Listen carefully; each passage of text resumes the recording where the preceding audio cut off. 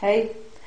Og Årsens leier det 2020, ta 29. januar, ta for vidt at tjosa Årsens leier for sattefer, og det en velskikket domsnevnd som for å ta støv til hver skal gjøres Årsens leier.